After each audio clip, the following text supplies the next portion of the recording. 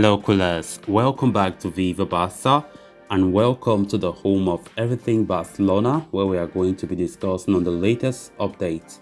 We start with Frenkie de Jong, as it has been reported that manager Xavi could consider deploying Frenkie de Jong as a centre-back amidst injury crisis. We are going to be discussing on that as we progress. Then secondly, talking about Barcelona Economic Vice President Eduard Romeu. In a recent interview, he spoke about Messi, wage bill, Champions League, Super League, economic levers. We are going to be discussing on everything he had to say. So guys, before we get right into it, please do ensure to subscribe to the channel if you haven't. Turn on the post bell notification to always stay notified whenever I post a new video. Consider liking the video and please watch it right up to the very end. Barça! The past couple of weeks have been hard for Barcelona in terms of the injuries that they had to deal with. The defensive department has been the worst affected, as Hector Bellerin, Ronald Araujo, Jules Koundé and more recently Andres Christensen have all been sidelined. It has given manager Xavi Hernandez a very big headache, especially with the crucial run of fixtures coming up as we face Celta Vigo, Inter Milan and Real Madrid in the next 10 days. As things stand, Xavi has just two senior centre-backs options in the form of Eric Garcia and Gerard Piqué. The former has been one of Barca's top performers this season, while the latter had hardly featured regularly up until last week, but is now back in the reckoning. The Barcelona manager had called up reserve team defender Alpha Dionco to first team training on Wednesday, but according to Mundo Deportivo, Xavi could rely on superstar midfielder Frenkie de Jong as a potential option at centre-back in the coming matches amidst the ongoing injury crisis in the defensive contingent. De Jong himself had picked up an injury during the international break. However, the Catalans have been offered some reprieve as the Netherlands ace was spotted in team training on Wednesday, indicating that he is close to returning to action. The 25-year-old has been used as an interior midfielder or even as a pivot by Xavi this season when he has wanted to rest Sergio Busquets, and the Dutchman has done quite well whenever called upon, even though he is no longer a guaranteed starter. And now he could be asked to fulfill duties as a centre-back by the manager, as per the report. The position is not entirely new for Frenkie de Jong, as he played at the back under former manager Ronald Koeman a fair few times. Furthermore, Xavi also used him as a centre-half during the pre-season tour in the United States earlier this summer in several games, and the ex-Ajax ace could again be deployed in the back line by the Barca boss should the need arise. It's been really a disaster when it comes to injuries for Barcelona, especially in the centre-back, the defensive department. We have already three centre-backs, Christensen, Koundé and Araujo, all injured, so just Eric Garcia and Piqué. So we can't go with this kind of tight fixtures in the month of October with just those two defenders. It will be a disaster for us, honestly speaking, because those two cannot cope with the intensity of the games that we have, in the coming weeks. So it will not be a surprise for Xavi to use Frenkie de Jong at the centre-back, because of course we know it's not strange to see Frenkie de Jong playing centre-back. Xavi used him there while in pre-season, so according to this report he might be deployed there again.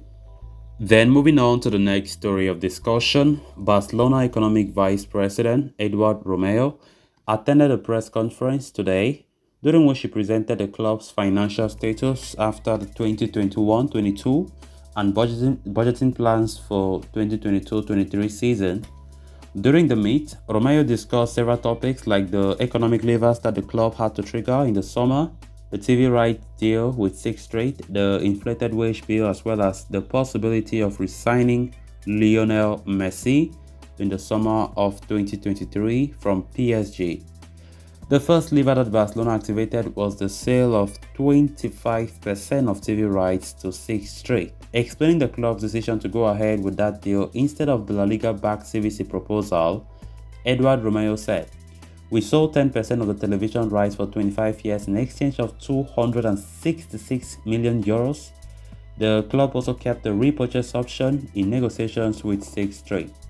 He continued by saying, the reduction of the duration of the agreement and the cost of the operation, as well as the structure of the agreement, are the main benefits of the agreement with Sixth Street with respect to the CVC proposal.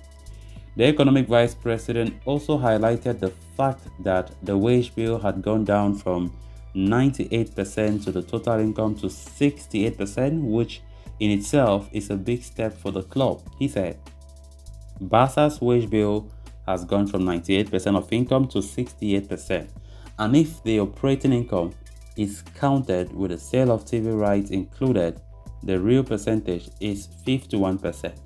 Talking about the signings made during the January transfer window earlier, Romeu said, we were 9th in the league and we had doubts about qualifying for the UEFA Champions League.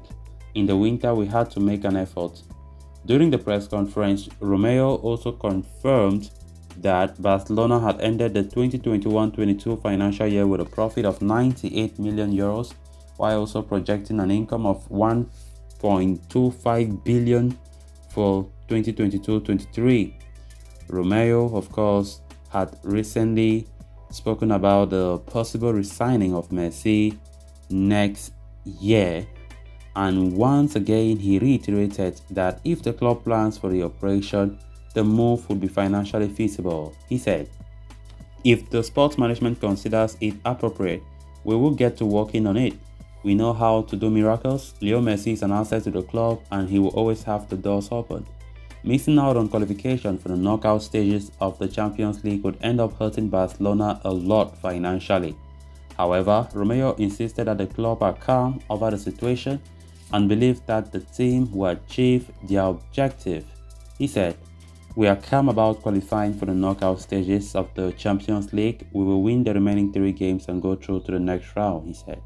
Last season, the impact of elimination in the group stage was 12 million euros. We count the income that we did not have, but also the expenses that we saved. This year, we contemplate winning La Liga and reaching the quarterfinals of the Champions League, he said.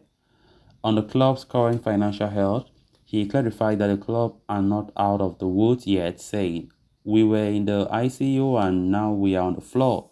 There is still a lot of work to be done. The numbers are capricious and they always come back.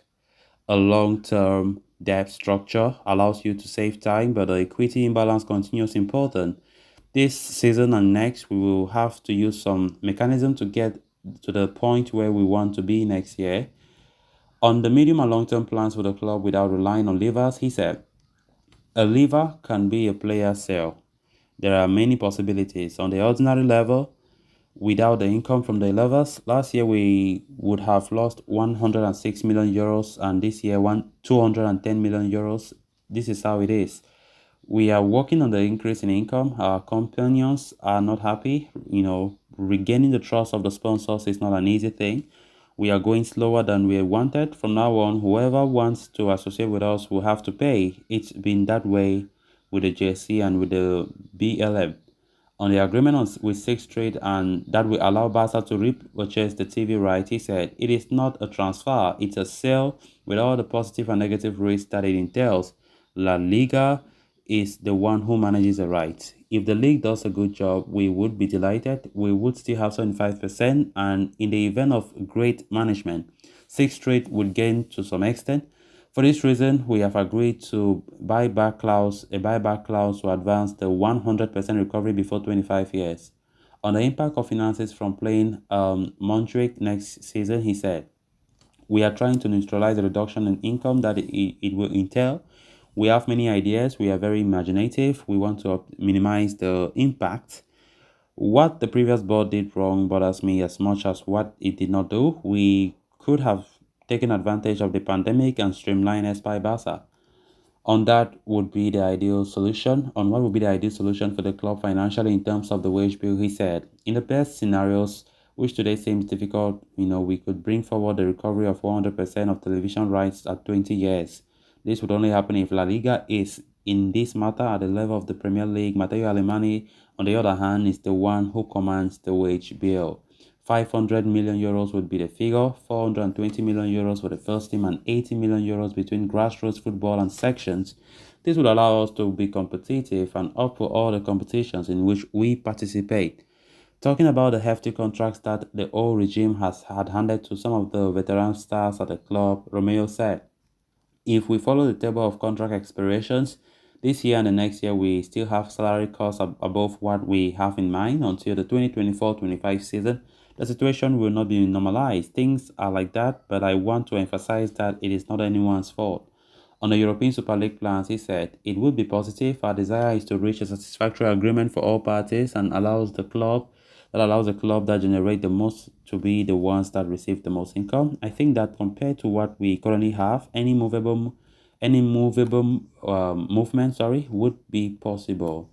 So guys, with that, we have come to an end of this episode. Thanks a lot for watching. Until next time, bye bye.